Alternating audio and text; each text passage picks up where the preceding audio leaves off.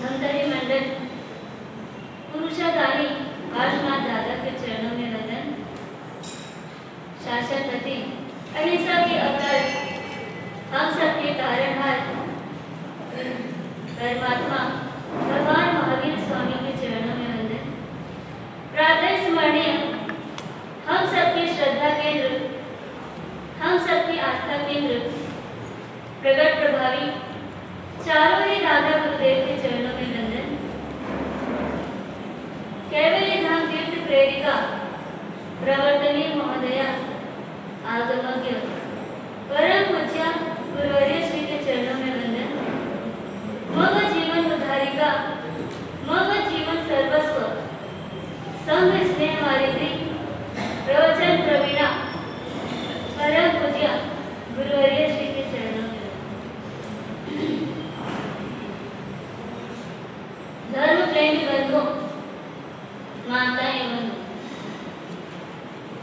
हम प्रतिदिन अपने आत्मा का श्रृंगार करने के लिए जिन वाणी श्रवण कर, अभी तक हमने शरीर का और शरीर का ही श्रृंगार किया, इसलिए चारों गतियों में ही भाव भ्रमण बढ़ता रहा। पर ये जिन वाणी के माध्यम से आत्मा का श्रृंगार करना है, इसलिए महोपाध्याय यशो विजय जी मार्शल ने दूसरे अध्याय में कहा है कि प्रत्यारितेन्द्रिय व्यूहम समाधाय मनोनिजम तदत् चिन्ह मात्र विश्रांति मग्न इत्यभि धीयते। यानी संसार में न रह करके हमें परमात्मा की भक्ति करना है। परमात्मा की भक्ति करने में इतना मग्न हो जाना है कि संसार का कोई स्वरूप ना दिखाई दे। इसलिए मग्न होने के लिए इस श्लोक में 3 शर्त रखी गई। वो शर्त पहला है प्रत्याहार। प्रत्याहार यानी इंद्रियों के जो जो विषय है उन विषयों से उन्हें निवृत्त करना, उन विषयों की तरफ उनको जाने नहीं देना। इंद्रियां कितनी? 5 इंद्रियां, और वो 5 इंद्रियों के विषय कितने? 23 विषय। 5 इंद्रियों में पहली इंद्रिय है स्पर्श इंद्रिय।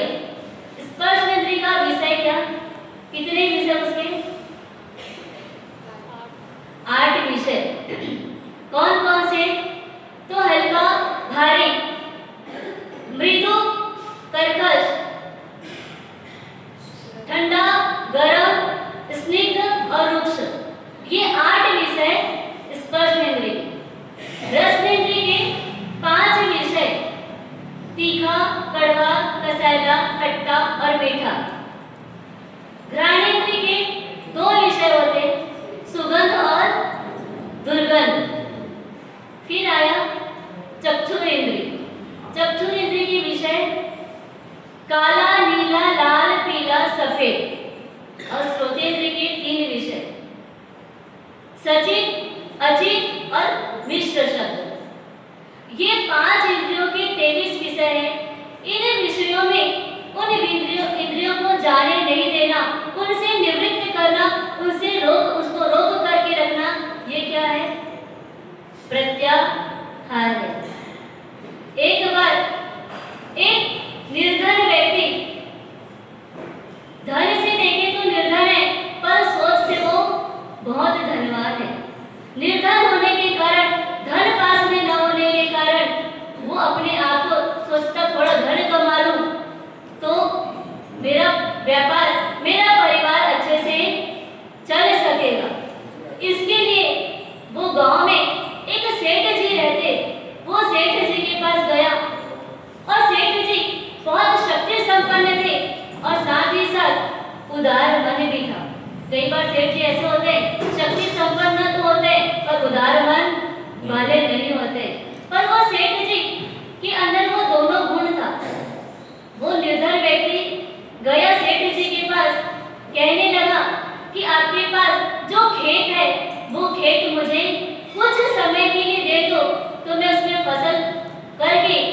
मैं ये खेत आपको वापस लौटा दूंगा। सेठ जी सोचे, ये निर्धन व्यक्ति आया है, इसकी सोच बहुत अच्छी है। अगर इसकी जगह कोई दूसरा व्यक्ति आता तो वो क्या मांगता? क्या मांगता? निर्धन है तो सीधा वो पैसा ही मांगता, और पैसा मांग करके क्या यूज करता वो अपने को पता नहीं। पर उसकी सोच अच्छी होने से उसने खेत मांगा है तो वो खेत देने को तैयार हो जाते हैं, और खेत देने के साथ साथ उस निर्धन व्यक्ति को कहते हैं कि मैं 5 व्यक्ति तुम्हारे को देता हूँ। ये 5 व्यक्ति तुम्हारे खेती किसानी करने में, फसल करने में तुम्हारी मदद करेंगे। वो निर्धन व्यक्ति तो सुन करके प्रसन्न हो जाता है, मैं तो सिर्फ खेत मांगा था और ये सेठ जी साथ में क्या दे रहे हैं? 5 व्यक्ति भी दे रहे हेल्प करने के लिए। तो वो प्रसन्नता के साथ वो 5 व्यक्तियों को लेकर के जाता है और फसल करने की तैयारी करता है। खेत की ओर जाता है, फसल करने की तैयारी कर रहे, पर अंदर इतनी प्रसन्नता है कि 5 व्यक्ति मुझे मिले, तो ये 5 व्यक्ति क्या करेंगे? मेरी सहायता करेंगे। और इतने खुश हो जाते हैं, इतना मग्न हो जाता है कि वो 5 व्यक्ति क्या कर रहे हैं, क्या नहीं कर रहे हैं, उसकी तरफ ध्यान नहीं जाता है। जैसे ही समय पूरा होता है, वो सेठ जी पुनः उस निर्धन व्यक्ति के पास आते हैं और कहते हैं कि भाई, मैं तुझे जो खेत दिया था और जो 5 व्यक्ति तुझे दिए थे वो मुझे वापस लौटा दो। वो व्यक्ति बहुत रोने लगता है। निर्धन व्यक्ति रोने लगता है। रोने का कारण क्या? जब फसल करना था तो व्यक्ति खुशी के मारे इतना पागल हो गया था कि वो 5 व्यक्ति क्या कर रहे हैं उसकी तरफ ध्यान नहीं था। वो 5 व्यक्ति अपने मन से जो करना है वो करना है, नहीं करना वो काम नहीं कर रहे हैं। वो निर्धन व्यक्ति के इशारे में, उनकी आज्ञा के अनुसार, और निर्धन वो व्यक्ति भी कोई आज्ञा भी, कोई ऑर्डर भी उनको नहीं करते। तो वो 5 व्यक्ति अपनी मर्जी के मालिक होकर के जो काम करना था वो कर देते हैं। पर वो निर्धन व्यक्ति रोता है क्योंकि फसल अच्छे से नहीं हुई। अब सेठ जी मांगने आ गए, अब मेरा पहले जैसा चलता था वैसे ही क्या हो जाएगा, अब आगे भी चलेगा, इसलिए रो रहा है उसे निर्धन व्यक्ति। सेठ जी कहते हैं समय पूरा हो गया, अब ये 5 व्यक्ति को मैं पुनः लेकर के जाऊंगा और अपना खेत भी लेकर के चले जाऊंगा। ये घटना हर व्यक्ति के साथ घटती है। वो निर्धन व्यक्ति कौन है? हम हैं। और वो सेठ हमारे लिए भगवान स्वरूप है, वो गुरु के रूप में है। और खेत क्या है? तो शरीर। और 5 व्यक्ति कौन है? हमारी 5 इंद्रियां। अब हमको 5 इंद्रियां मिली। अब 5 इंद्रियों के अनुसार हमको काम करना चाहिए कि हमारे अनुसार वो 5 इंद्रियों को काम करना चाहिए। किसको किसके अनुसार काम करना चाहिए? वो इंद्रियां नौकर के रूप में काम करने आई है ना? वो नौकर के अनुसार अपने को काम करना है कि हम हमारे अनुसार वो नौकर को काम करना चाहिए? करना तो हमारे से ही है, करना चाहिए, पर होता नहीं है। इसीलिए भाव भ्रमण भी बढ़ते जा रहे हैं। इसीलिए ज्ञानी भगवान कहते हैं कि 5 इंद्रियां नौकर की जगह पर है और आप सेठ की जगह पर हो, तो सेठ को सेठ के अनुसार कार्य करना चाहिए, नौकर को नौकर के अनुसार कार्य देना चाहिए। और वो क्या कार्य करें उसके ऊपर भी हमारी नजर होनी चाहिए। कल बात चल रही थी मन, वचन और काया, ये 3 चीज मिली है। किसको मिली तीनों चीज? किसको मिली तीनों चीज? यहाँ पे जितने लोग बैठे सबको तीनों चीज मिली है कि किसी को मन मिला, किसी को वचन मिला, किसी को काया मिला, या किसी को एक चीज, किसी को 2 चीज, या किसी को तीनों चीज मिली है? ऐसा कुछ है यहाँ पे? यहाँ पंचेंद्रिय व्यक्ति जितने भी बैठे हैं, जितने भी जिन वाणी श्रवण कर रहे हैं, उनको कितने योग मिले हैं? तीनों योग मिले।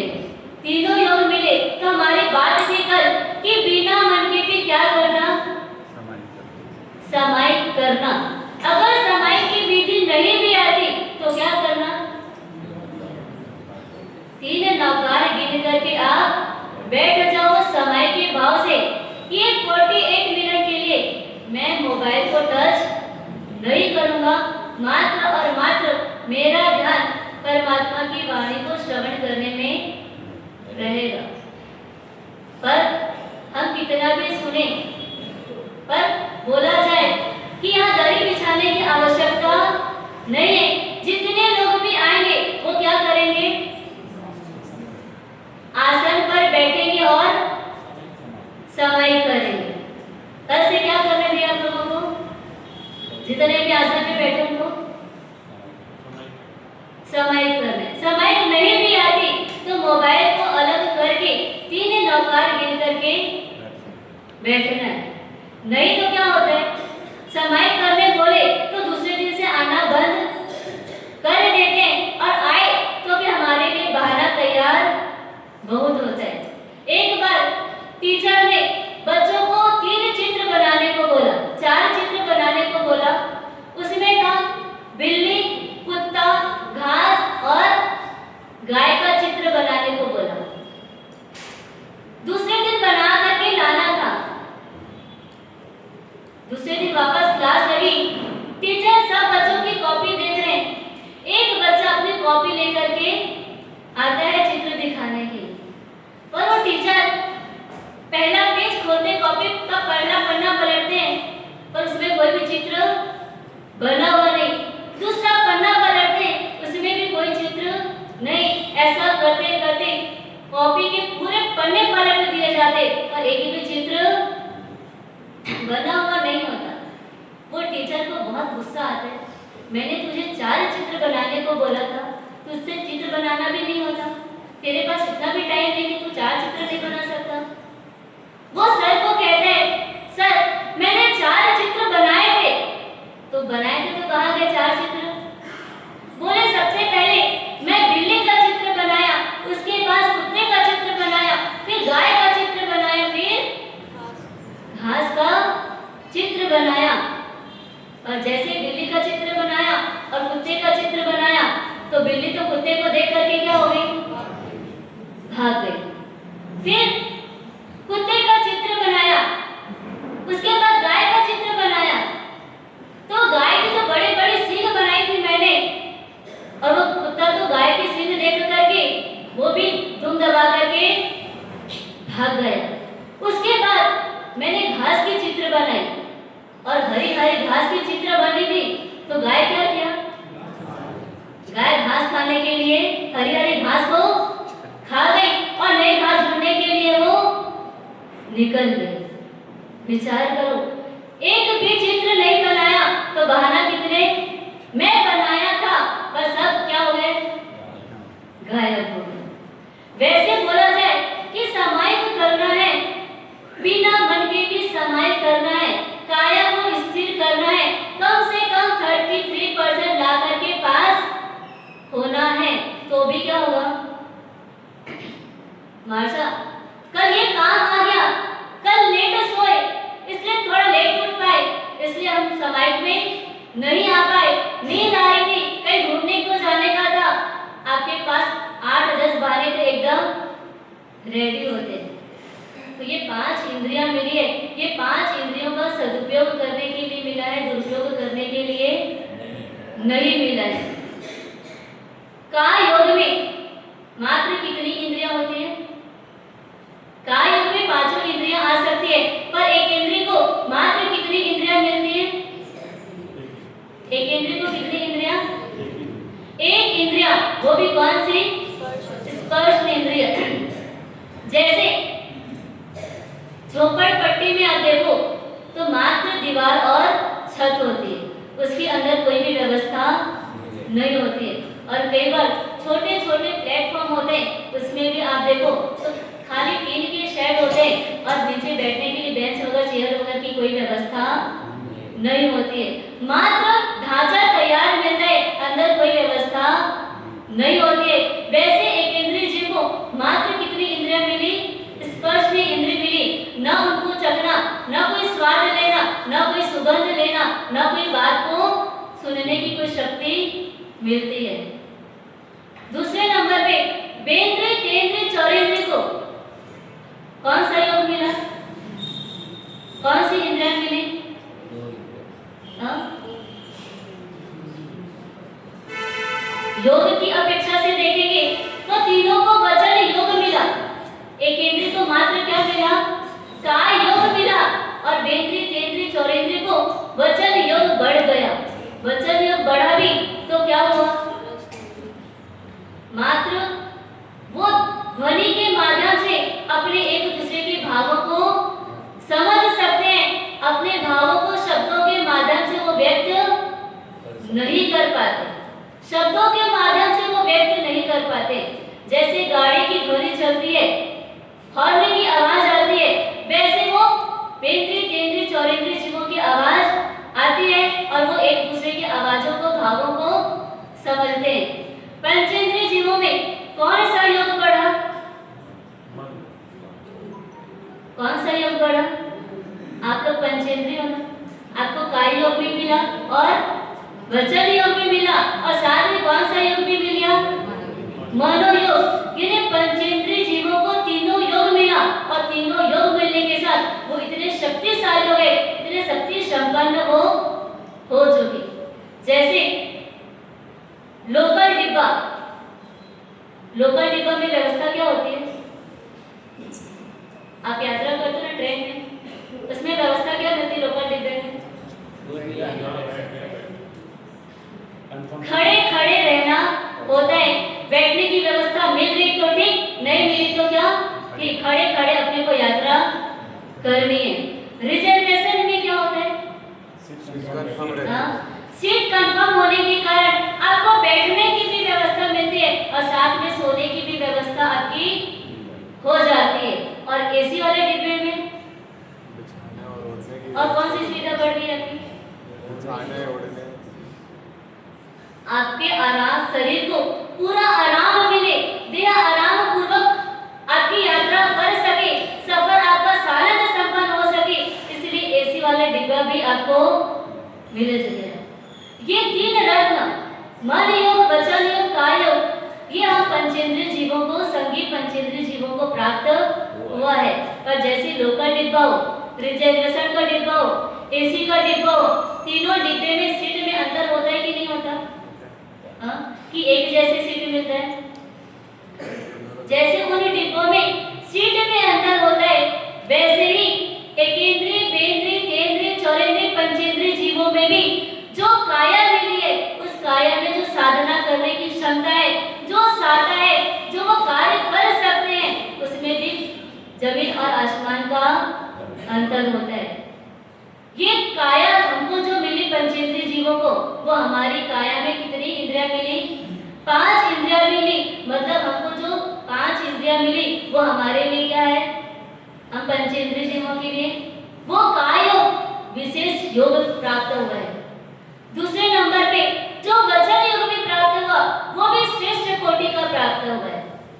बेंद्रिय, तेंद्रिय, चौरेंद्रिय जीवों की अपेक्षा से जो वचन योग प्राप्त हुआ वो कैसा हुआ कि हम अपने भावों को, अपने दुख दर्द को, अपने सुख को हम दूसरों को बता सकते हैं। इसलिए विशेष कोटि का वचन योग भी प्राप्त हुआ, और साथ में मनोयोग भी प्राप्त हुआ। वो भी कैसा है? वो भी हाई क्वालिटी का, वो भी श्रेष्ठ क्वालिटी का हमको प्राप्त हुआ है। देखा जाए तो पंचेंद्रिय जीव, 5 इंद्रियां वाले जीव कौन कौन सी गति में मिलते हैं? 5 इंद्रिय जीव कौन कौन सी गति में? हाँ, चारों गति में पंचेंद्रिय जीव है, और तिर्यंच गति में जाओगे तो मात्र वहां पे एकेंद्रिय, बेंद्रिय, तेंद्रिय, चौरेंद्रिय, पंचेंद्रिय, पांचों गति के जीव, 5 इंद्रिय वाले जीव आपको मिल जाएंगे। पर चारों गति में 5 इंद्रिय वाले जीव ही मिलते हैं। और जो हमको पंचेंद्रिय जीव मिला, जो मनुष्य का भाव मिला, उसमें जो मनोयोग मिला, वो भी अन्य गतियों की अपेक्षा देखेंगे तो विशेष क्वालिटी का है। ये मनोयोग जो है वो हमको छपक श्रेणी चढ़ाने में मदद करता है। वो वितराग पद को ये मनोयोग की सहायता क्या है? उसकी सहायता से, उसकी हेल्प से हम क्षपक श्रेणी में चढ़ सकते हैं। क्षपक श्रेणी यानी क्या? क्षपक श्रेणी यानी क्या? यानी जो एक बार क्षपक श्रेणी में चढ़ गया वो निश्चित रूप से वो सिद्ध अवस्था को प्राप्त करेगा ही करेगा। ऐसा मनोयोग अपने को प्राप्त हुआ है। अन्य गतियों के जीवों में ये मनोयोग प्राप्त नहीं हुआ है कि वह क्षपक श्रेणी में चढ़ सके। एक तंदुलिया मत्स्य को देख लो। तंदुलिया मत्स्य कितना बड़ा होता है? तंदुल यानी चावल, चावल के दाने की जितनी वो मछली मगरमच्छ के भाव में बैठी है। बहुत बड़ा समुद्र है, उस समुद्र के अंदर मगरमच्छ है और मगरमच्छ के भाव में वो तंदुलिया मत्स्य, वो मछली बैठी हुई है। जैसे ही मगरमच्छ अपना मुंह फाड़ता है, उसके मुंह के सामने हजारों मछलियां क्रॉस कर रही है, इधर से उधर हो रही है, पर वो मगरमच्छ एक भी मछली को अपने मुंह में अंदर नहीं डालते। वो अपना ग्रास उसको नहीं बनाते हैं। वो मछली बैठे बैठे, तंदुलिया मत्स्य बैठे बैठे सोचता है कि कितना मूर्ख है मगरमच्छ। इतने मुंह के सामने हजारों मछलियां जा रही है, पर एक भी मछली को अपने मुंह के अंदर नहीं डाल रहा है। अगर इसकी जगह पे मैं होती तो क्या करती? एक भी मछली को जाने नहीं देती और सभी मछलियों का अपना ग्रास बना लेती। विचार करो, मछली कितनी बड़ी, चावल के दाने जितनी। एक भी मछली को खाने की ताकत उसके अंदर नहीं है, पर वो मन ही मन क्या सोचती है? इसकी जगह मैं होती तो एक भी मछली को जाने नहीं देती। और उस मन मिलने पर भी वो कौन से गति के आयुष्य कर्म बांध लेती है? नरक आयुष्य का बंध कर लेती है। नरक आयुष्य में भी सीधे सीधे कहा, सातवीं नरक का आयुष्य का बंध कर लेती है। सोचो, वो तिर्यक प्राणी मन में मिला तो कहां लेके गए उसको? नरक गति में। और हम सभी पंचेंद्रिय जीवों को मनुष्य का भाव मिला, उसमें जो मन मिला, अगर उस मन का जो व्यक्ति सही यूज कर लेता है, परमात्मा की वाणी के अनुसार अपना उपयोग करता है, तो वो मनोयोग भी कहाँ पहुंचा देता है? मोक्ष तक पहुंचा देता है। प्रसन्न चंद्र राजर्षि जब परमात्मा की देशना सुनते हैं, उनके अंदर वो संसार की असारता समझ में आती है। वो संसार छोड़ करके संयम जीवन लेते हैं और परमात्मा के पास आकर के हाथ जोड़ करके एक ही विनती करते हैं, परमात्मा, मैं जिस लक्ष्य से ये संयम जीवन लिया हूँ, वो लक्ष्य को मुझे जल्दी से जल्दी प्राप्त करना है। उसके लिए मुझे क्या करना चाहिए?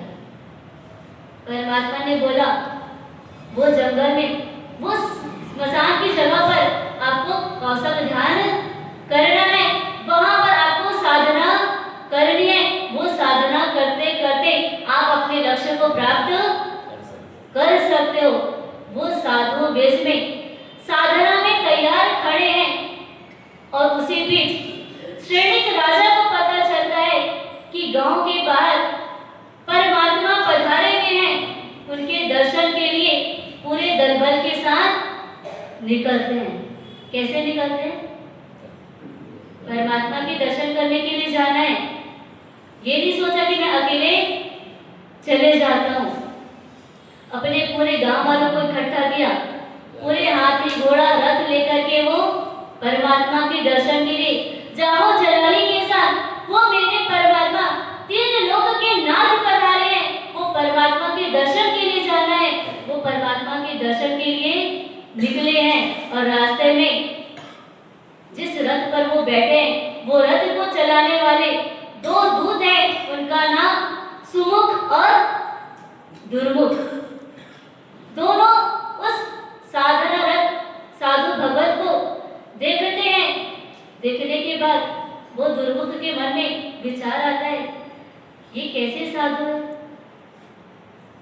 राजपाट को छोड़ करके, अपने बेटे को छोड़ करके मंत्री के भरोसे छोड़ दिया और संयम जीवन ले लिया।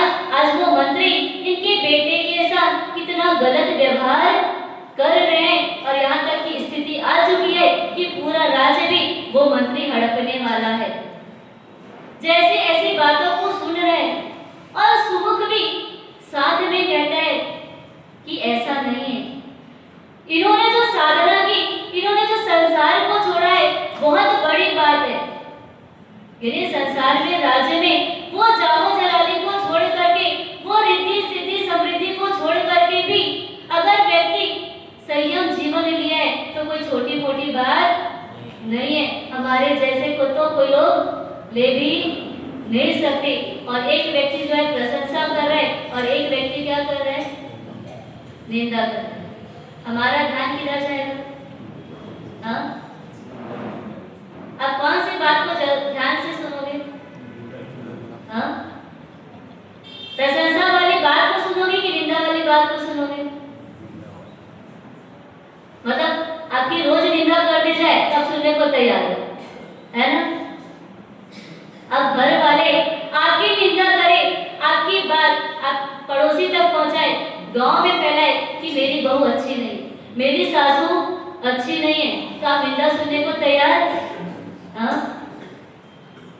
हमारा मन निंदा सुनने को, अगर 100 में से 99 हमारी प्रशंसा कर रहे हैं और एक व्यक्ति निंदा कर दे तो हमारा ध्यान कहाँ जाता है? वो व्यक्ति भी निंदा किया तो क्यों किया, किस कारण से किया, उसकी हिम्मत कैसे हुई निंदा करने की। और वो प्रसन्नचंद राजर्षि के कानों में वो दोनों की बात टकराती है। जैसे ही बात टकराती है उनका ध्यान भटक जाता है और वो विचार करते हैं कि मैं संयम जीवन लिया, मैं अपने छोटे पुत्र को उस मंत्री के भरोसे छोड़ करके आ गया और वो मंत्री तो उसके साथ गद्दारी कर रहा है। अब मैं उस मंत्री को छोड़ूंगा नहीं। और ऐसे साधनारत अवस्था में भी अपने विचारों में इतना खो जाते हैं कि मैं एक भी मंत्री के राज्य में जितने लोग भी हैं, जितने लोग गद्दारी करें, एक भी व्यक्ति को छोड़ूंगा नहीं। एक एक शस्त्र से हर व्यक्ति को क्या कर दूंगा, खत्म कर दूंगा। और उधर श्रेणिक राजा परमात्मा के दरबार में पहुंचते हैं। जैसे ही परमात्मा के दरबार में पहुंचते हैं, जाकर के 3 प्रदक्षिणा लगाते हैं। प्रदक्षिणा लगाने के बाद परमात्मा से पूछते हैं कि हम जिस रास्ते से आ रहे थे वहां एक साधु भगत साधना में मस्त थे, अगर उनकी आयुष्य पूरी हो जाए तो वो मृत्यु को प्राप्त करके कहां जाएंगे? तो परमात्मा ने बोला अगर इस समय वो आयुष्य को पूरी करे तो वो मर करके नरक में, 7वीं नरक में चले जाएंगे। फिर इधर वो साधु भगत के मन में विचार आ रहा है और एक एक शस्त्र लेकर के एक एक व्यक्ति को खत्म करने का प्रयास चालू है और करते करते में पूरे शस्त्र खत्म हो जाते हैं, पर अभी भी दुश्मन बचे हुए हैं। उन दुश्मनों को खत्म कैसे करें? जैसे ही हाथ उठाया मुकुट लेने के लिए, मेरे सिर पर जो मुकुट है वो लास्ट प्रहार उस मुकुट से करूंगा और मैं जीत जाऊंगा। जैसे ही हाथ उठाया सिर पर रखने के लिए क्या, और सिर तो कैसा मुंडन किया हुआ सिर है, सिर पर वो मुकुट नहीं है। तुरंत उनको विचार आता है मैं कौन हूं, मैं साधु हूं और मैं कहां पहुंच गया, मेरे से कितनी बड़ी गलती हो गई। मैं शस्त्रों का उपयोग कर रहा हूं और एक एक व्यक्ति को भी खत्म करते जा रहा था। और जैसे ही ऐसे भाव आते हैं कि मैं साधु हूं और मुझे ये काम नहीं करना चाहिए, और इधर वो साधु भगत को पश्चाताप के आंसू से उनको क्या हो जाता है, केवल ज्ञान हो जाता है और इधर देव धुंधुमी बजने लगती है। तभी श्रेणिक महाराजा फिर पूछते हैं परमात्मा से कि ये देव धुंधुमी क्यों बज रही है।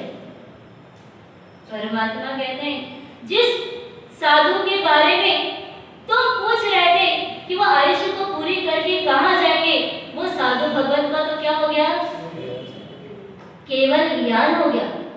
सोचो, थोड़ी देर पहले कहाँ के आयुष्य का बंद कर रहे थे वो? नरक आयुष्य का बंद कर रहे थे, और थोड़ी देर के बाद में केवल ज्ञान प्राप्त कर लिया।